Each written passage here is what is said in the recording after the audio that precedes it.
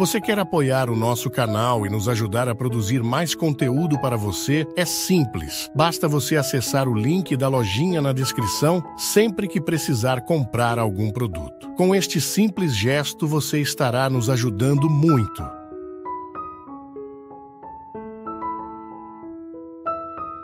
Já cansamos de dizer isso aqui, faz parte da nossa reflexão diária, que o sofrimento é inevitável na nossa vida. Porque somos criaturas, porque somos falíveis, porque somos precários. E não é nenhum problema a gente reconhecer isso. Às vezes a gente interpreta de maneira muito equivocada o sofrimento como uma consequência do pecado. Eu gosto de ver além. O sofrimento, ele é natural em todo aquele que é criatura, porque nós sofremos de limites, nós não somos perfeitos. Mas ao mesmo tempo, o sofrimento pode ajudar essa imperfeição a ter sentido. Quando nós descobrimos naquilo que nos machuca, de maneira sábia, como diz a música, as pedras que podem ser lapidadas. O ser humano, minha gente, ele tem uma capacidade de superação impressionante. Chamam isso de resiliência, né? Eu já expliquei isso aqui. É igual o inverno. Nós estamos numa época muito bonita. Se você sobe a Campos do Jordão, você vai ver que as árvores estão todas nuas. Caíram as folhas, porque não é tempo de vaidade. Se aquela árvore quiser sobreviver, ela não pode insistir em manter as folhas verdinhas. Você olha para aquela árvore e você até tem a tentação de pensar, morreu, acabou, pode descer o machado nela aí que não serve para nada, vamos fazer lenha. Mentira. Aí quando você chega final de agosto, início de setembro, aquelas árvores já estão todas renovadas. Aquilo que parecia morto está cheio de vida agora. Minha gente, nós precisamos fazer a mesma coisa toda vez que nós somos visitados pelos invernos da vida. A gente precisa se concentrar no essencial. O que nos mantém de pé? Aí você começa a elencar e você vai riscando as bobagens que nós vamos assumindo ao longo das nossas vidas. O que nos mantém de pé? São os compromissos sociais? O que nos mantém vivos? São as festas que a gente participa? Tudo isso é importante quando nós temos condições. Se você passa por uma dificuldade financeira, por exemplo, você tem que cortar custos. Não é assim que funciona? Porque se você não corta custos, você vai à falência. Ah, tudo bem, eu tinha condições de ter um jardineiro, eu tinha condições de ter uma pessoa que me ajudava na cozinha e eu tinha uma arrumadeira. Aí de repente seu marido perde o emprego ou reduz o salário dele, você vai ter que fazer uma redução. É a resiliência dentro do contexto familiar, é a gente ser capaz de se adaptar às novas condições financeiras. Da mesma maneira como um diamante em estado bruto, a gente pode nem reconhecê-lo, porque ele não parece ser diamante, porque ele ainda não passou pela lapidação. O diamante em estado bruto é uma pedra igual às outras. Só o olho clínico, o olho técnico identifica que ali dentro tem brilho. E por isso, o golpe duro para poder retirar os excessos. A gente é a mesma coisa. Diamantes em estados brutos que precisam ser lapidados. Diamantes que necessitam o duro golpe da lapidação, para que a gente possa fazer brilhar o que existe por dentro.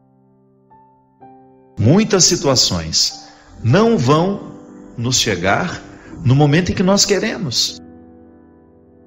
O tempo tem o seu ritmo. E aqui entra aquela questão inicial. A dimensão profética do meu batismo me denuncia. Então eu diariamente me denuncio. E isso também é profecia. Você se perguntar, você ser capaz de olhar para você Você ser capaz de olhar para o que você está vivendo e se perguntar: o que eu preciso fazer para me adaptar a isso? Para eu não sofrer além da conta, para eu ser capaz de administrar esse momento difícil com sabedoria, com dignidade.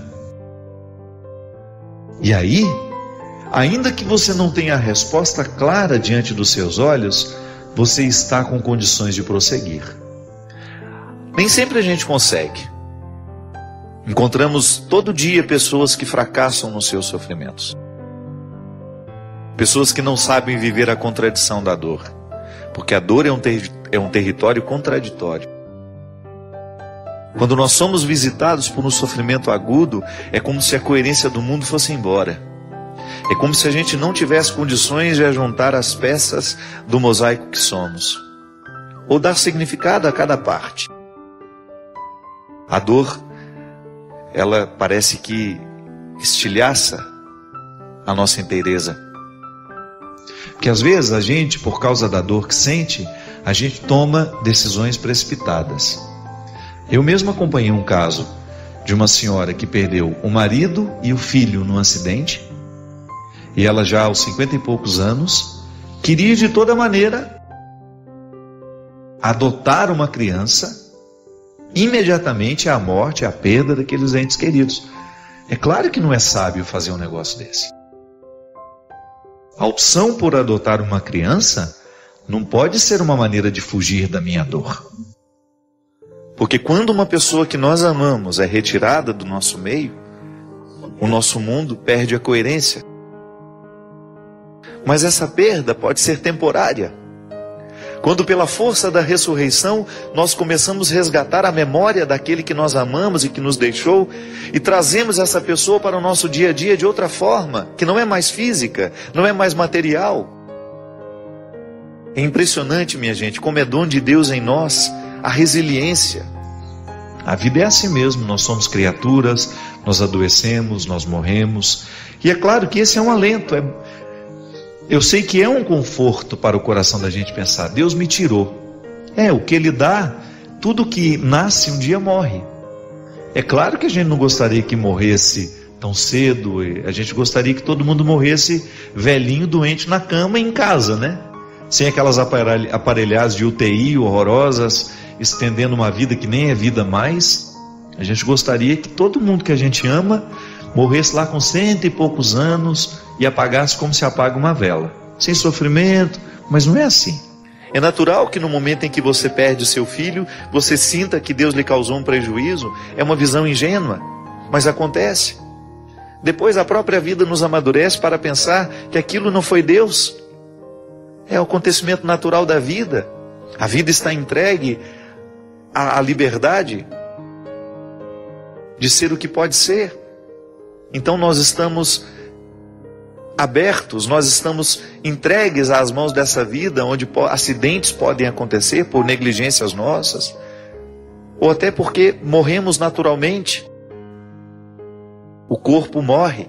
A cada dia nós vamos perdendo a vitalidade, e por isso a experiência do cuidado é tão importante para que essa saúde seja mantida. Por isso os exames periódicos, a gente vai ao médico, procura para descobrir a tempo as doenças que, se não descobertas a tempo, podem nos matar sim.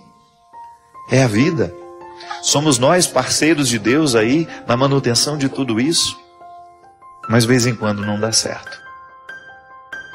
De vez em quando não dá certo. Por mais que a gente tenha lutado, por mais que a gente tenha tentado, a vida vem e nos rouba o que temos de mais precioso. A vida é cruel, gente, e é cruel para todo mundo. Não é cruel só com você. Onde existe vida humana, ali existe crueldade. Infelizmente, o que é a crueldade? Vamos especificar isso, né? Para não dar a impressão que Deus está sendo cruel com a gente. Porque definitivamente eu serei sempre um defensor de Deus. Eu não acho que Deus nos manda doença para nos ensinar nada.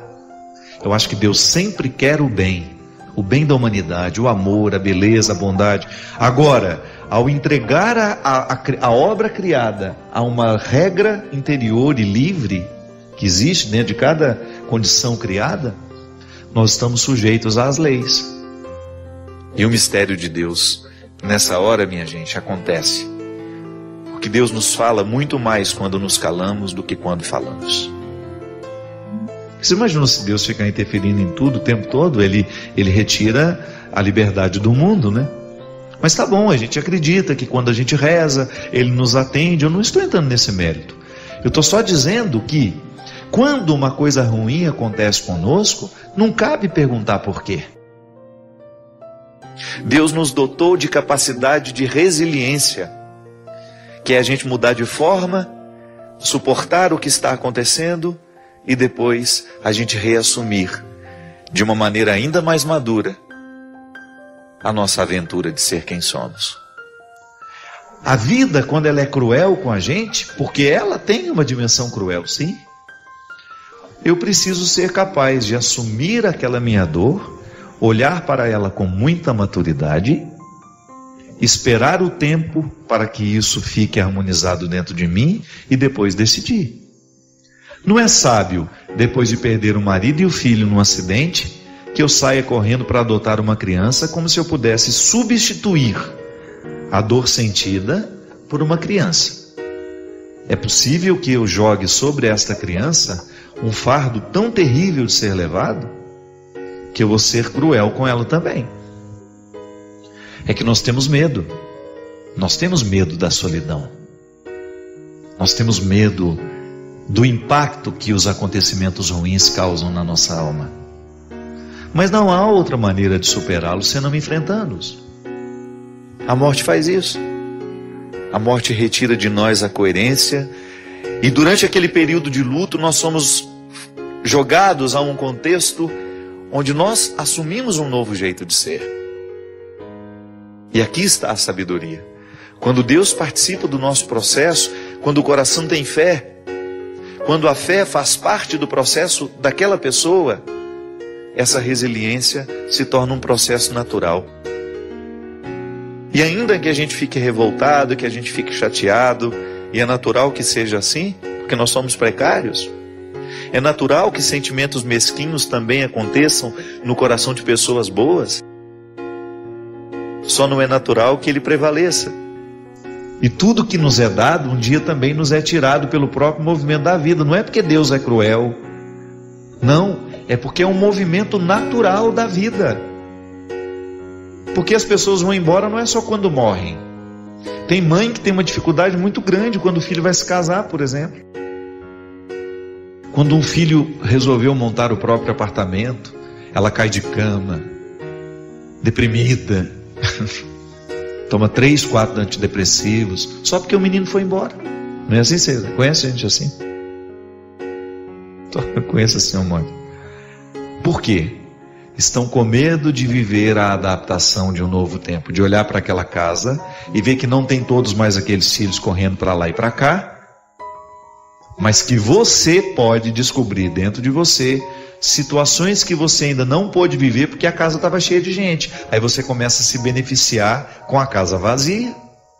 Não é tão ruim assim. Ah, padre, você fala isso porque não é com você. Eu sei. Mas eu também experimento a minha solidão. Eu sei como é positiva essa solidão quando bem administrada. Às vezes a nossa visão prática é a maneira que nós temos de ser cruéis e justificados pelo bom senso. Não é assim? Não é assim que muitas vezes nós somos cruéis com o outro? Quando amparados no nosso bom senso, nós nos sentimos de ter o direito de ter uma visão prática. Pode observar na sua vida. Você pode até estar muito satisfeito com tudo que você alcançou, mas isso não é o suficiente para lhe manter em pé. Sua alma carece de mais conquistas. E não importa que você esteja com 80 anos, a gente nunca deixa de conquistar. Há sempre alguma coisa que mereça o nosso empenho. Ainda que possa parecer pequeno, é empenho. Vale a pena ir buscar. Ainda que eu já esteja no fim da minha vida, eu nunca quero deixar de buscar.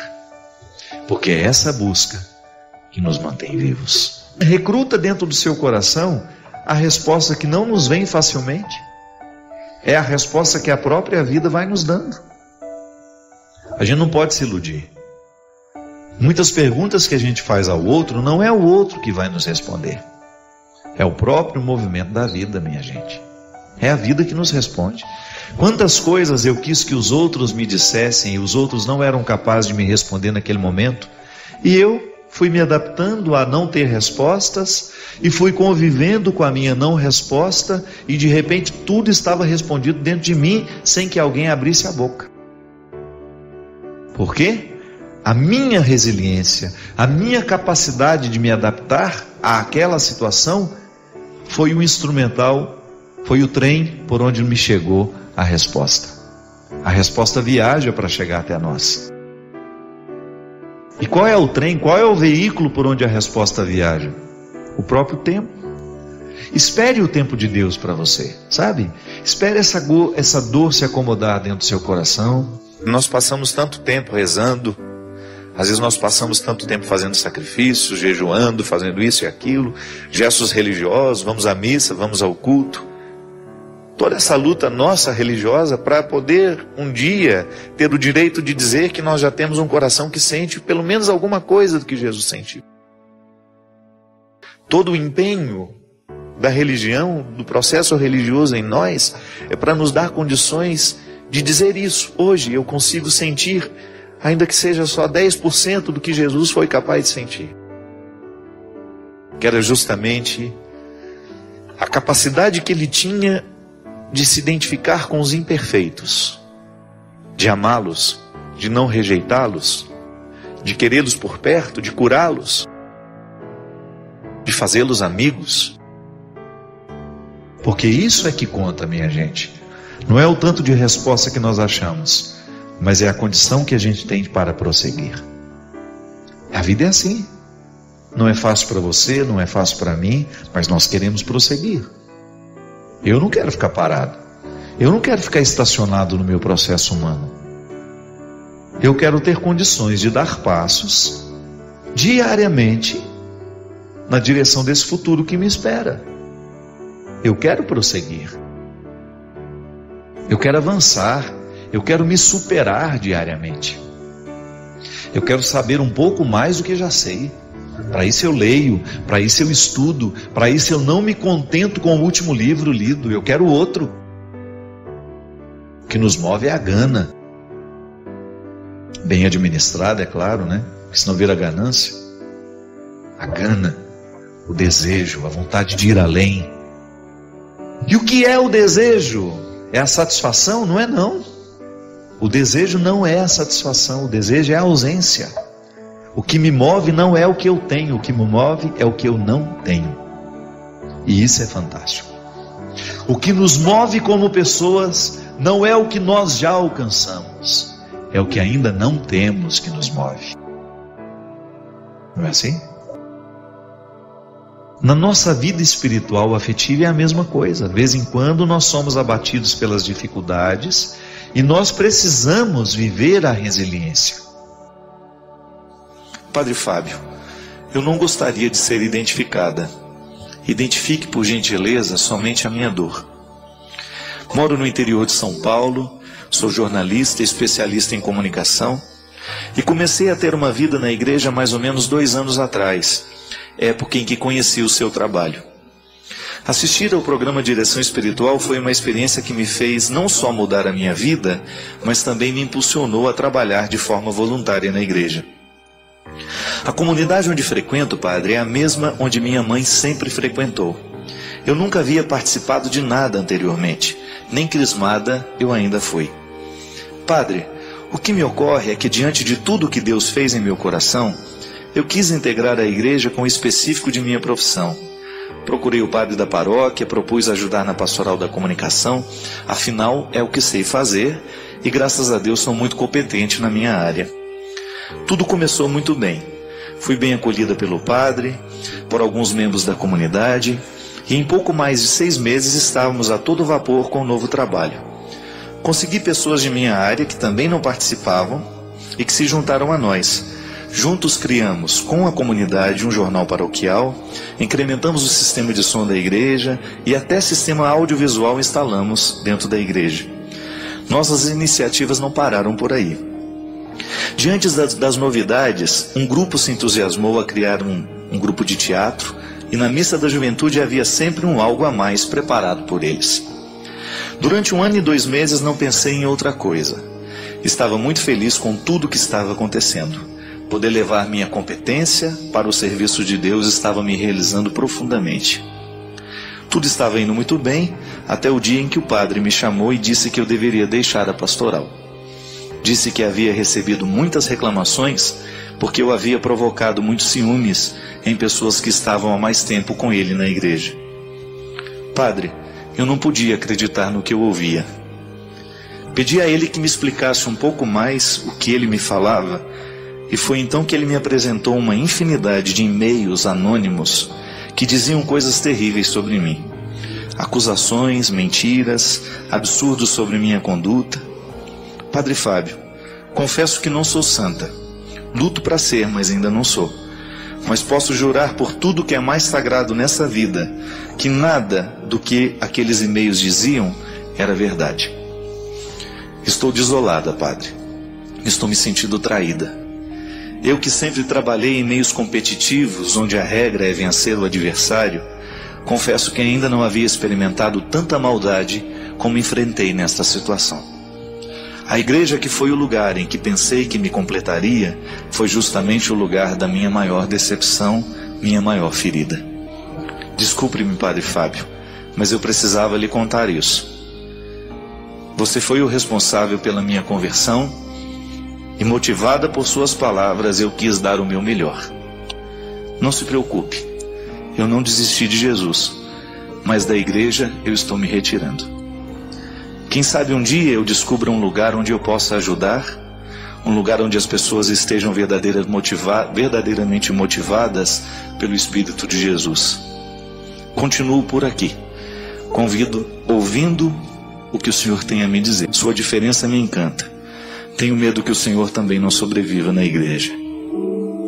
Cuidado, há alguns cristãos que são mais perigosos que muitos ateus. Experimentei isso na minha carne. E não quero que o Senhor experimente também.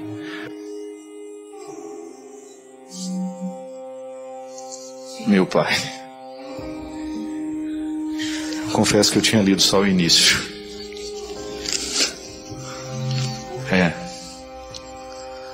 Eu não posso dizer o nome, né? Eu vou responder depois o e-mail. Agora eu fiquei assim, confesso que eu fiquei abalado. Desculpa, gente, eu não... Agora, por outro lado, é bom que a gente também, né, seja surpreendido por umas coisas assim. Essa expressão dela é muito dura, né? Há cristãos que são piores, mais perigosos do que muitos ateus. Minha gente, uma das coisas mais difíceis que eu encaro dentro do contexto religioso é quando a gente faz da religião um escudo para a gente se proteger e também um escudo para a gente agredir. Essa menina foi vítima de fofoca, né? Não tem outro nome, né? Essa menina foi vítima de inveja. Essa menina foi vítima de pessoas que articularam contra ela porque não suportaram que uma outra pessoa pudesse estar fazendo algum trabalho bom ali dentro. Que alguma pessoa pudesse de repente realizar uma obra. Isso não é novidade, né? A gente sabe que isso acontece o tempo todo. E é lamentável que isso aconteça e que de repente a gente se acostume com isso. A gente não pode continuar acostumando com isso. Eu confesso que como padre, às vezes eu vi, sobretudo no meu tempo de estudante, que foi uma época em que eu tive oportunidade de estar muito nos meios pastorais, hoje nem tanto, porque minha missão ficou muito diferente. Mas como nós esbarramos nesse espírito mesquinho, né? Como nós esbarramos em pessoas que se dizem de Deus, mas que são capazes de algumas coisas, de algumas atitudes que definitivamente não são cristãs. Engraçado, ela falou ali, ela me fez pensar muito, porque você sabe, quanto maior é a vida pública de um homem, maior é o número de pessoas que amam, maior é o número de pessoas que odeiam. Engraçado, por exemplo, eu sou padre, eu tenho Aí uns 6 anos que eu estou mais na mídia, que eu apareço mais, então eu multipliquei o número de pessoas que me amam e eu multipliquei também o número de pessoas que me detestam. Mas engraçado, essa menina me fez pensar numa coisa que eu nunca tinha identificado isso. Os e-mails mais grosseiros, os e-mails que às vezes atentam contra o meu sacerdócio. Às vezes, gente, eu recebo e-mails de pessoas que colocam em questão o meu sacerdócio. Imagina isso. Eu sou ordenado pela igreja, pela mesma igreja que ele professa, né? Na mesma igreja em que ele professa a religião dele. Às vezes os e-mails atentam contra a minha integridade, atentam contra a minha pessoa, atentam contra a minha obra. E todas elas em nome de Deus. Eu nunca recebi uma afronta de um ateu, é verdade. Nunca recebi. Todos os discursos grosseiros que chegaram até mim através de e-mails anônimos ou e-mails assinados são pessoas que se colocam no muro e que se sentem melhores do que a gente. Em nome de Deus é por isso que se mata. E é por isso que o problema religioso no mundo hoje, o problema das guerras, é um problema religioso. Por isso que hoje o grande problema do mundo, ele passa pela compreensão que nós temos de Deus. Veja bem você que o Oriente vive disso. E o Oriente acaba sendo um perigo para o resto do mundo por causa da forma como eles compreendem o sagrado. Agora eu fico pensando, será que a minha inveja, o sentimento mais mesquinho que nós podemos ter na vida é inveja? Não há nada mais destruidor, minha gente, dentro da gente do que quando você inveja o outro.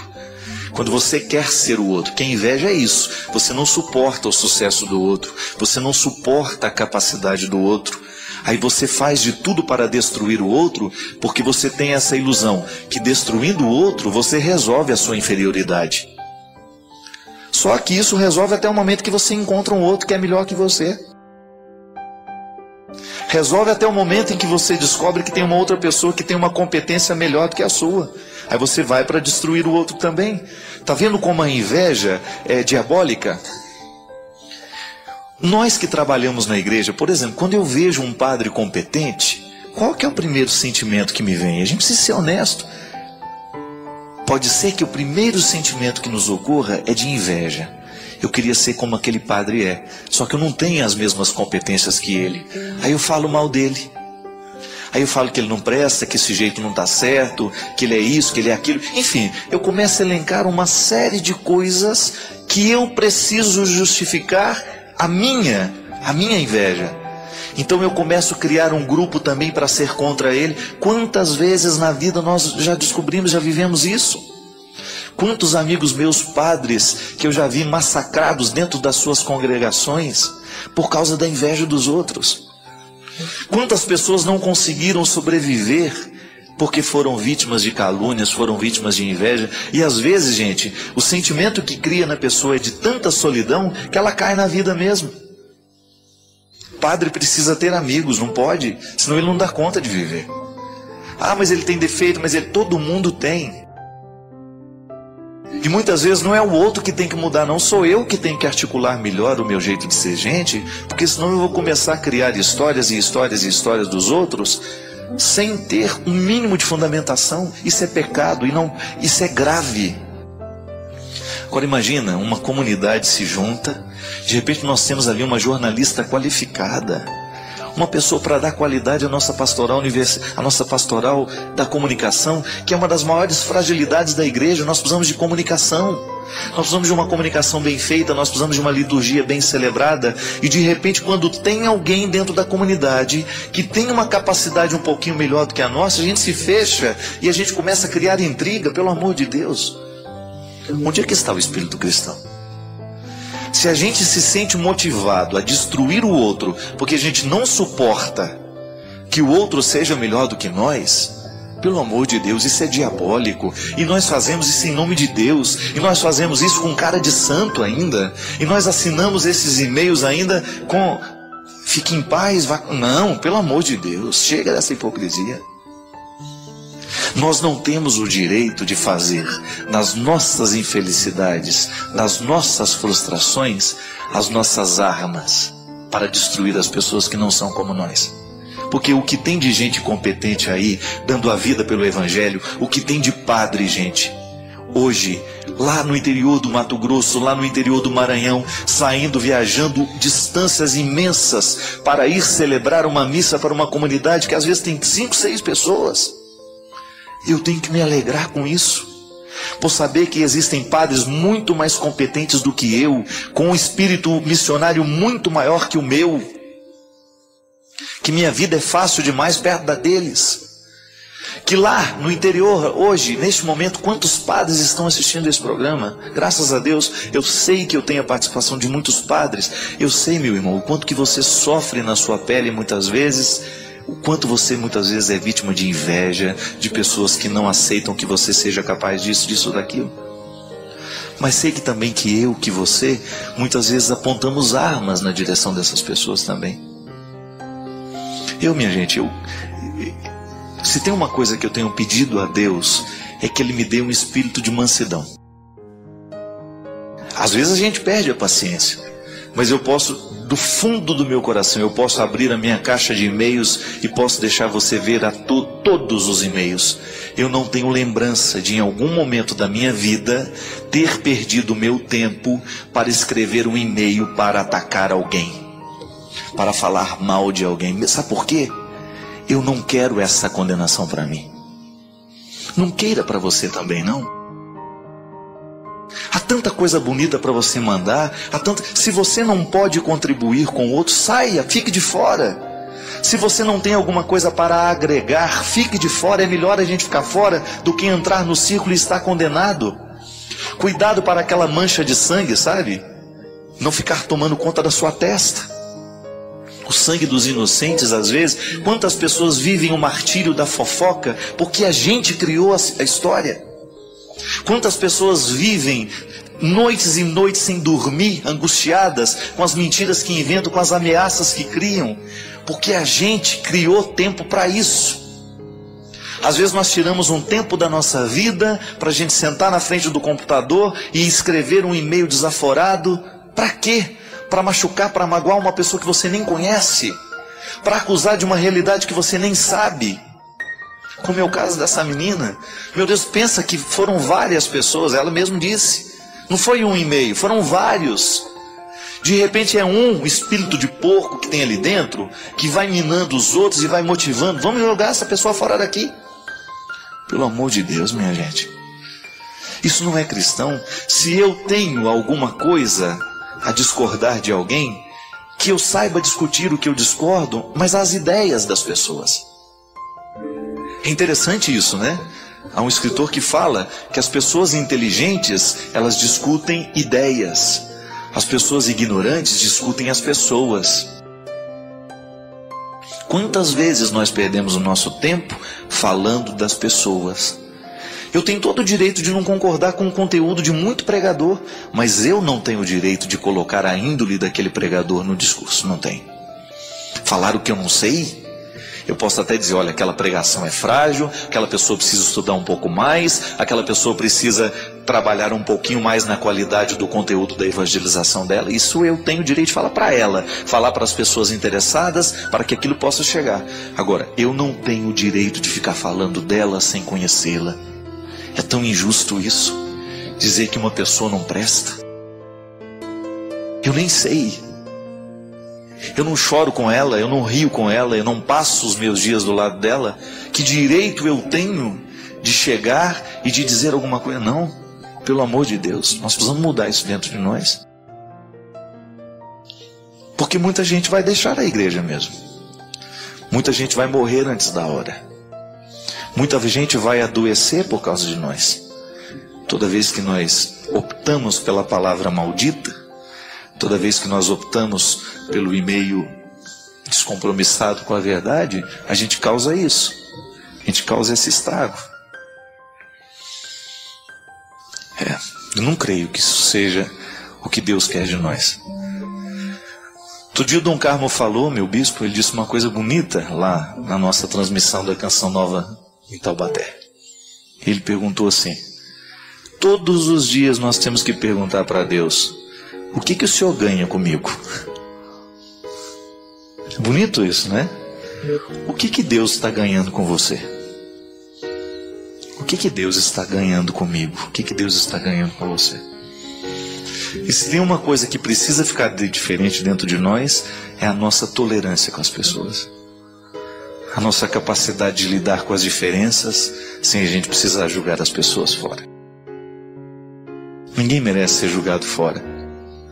Ninguém merece ser caluniado. Ninguém merece ser alvo da nossa inveja.